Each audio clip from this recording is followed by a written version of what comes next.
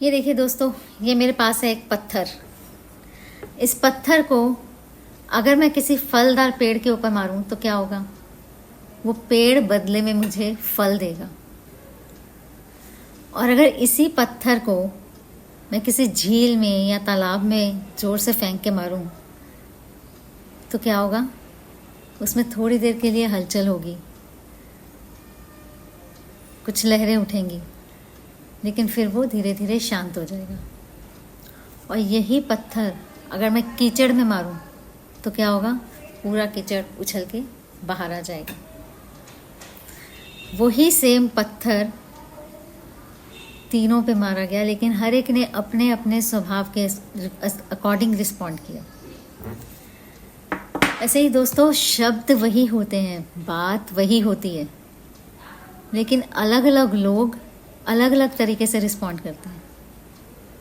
अगर आप एक उथले व्यक्तित्व के इंसान हैं, आप अपने अंदर गहराई में नहीं गए हैं, तो किसी दूसरे के शब्द आपको बहुत ज़्यादा उत्तेजित कर देते हैं, आपको बहुत परेशान कर देते हैं। और आपके अंदर की आपकी जो मनोस्थिति है, बिकॉज आप उथले हैं, अंदर गहराई में नहीं गए हैं, इसलिए आपकी मनोस्थिति के अकॉर्डिंग आप अपना रिएक्शन देते हैं, बहुत लाउड, उत्तेजित होकर, गुस्से में।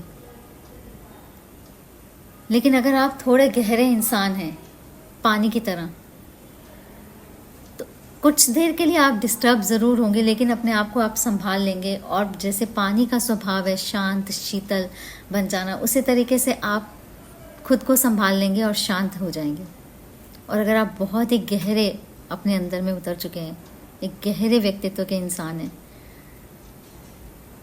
तो आप एक पेड़ की तरह किसी के अपशब्दों को लेकर भी बिना अपनी मनस्थिति को खोए हुए, बिना उसमें कोई डिस्टर्बेंस लाए हुए, आप सामने से फिर भी ब्लेसिंग ही दे पाएंगे।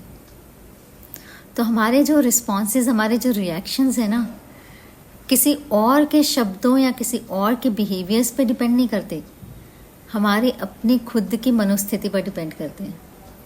जैसी हमारी स्टेट ऑफ माइंड होगी, वैसे ही हमारे रिएक्शंस होंगे।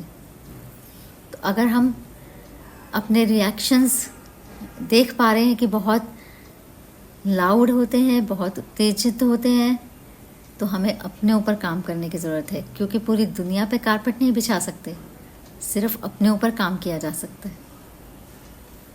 अपने आप को कंकर पत्थर से बचाने के लिए खुद के पैरों में जूते पहनना पड़ता है।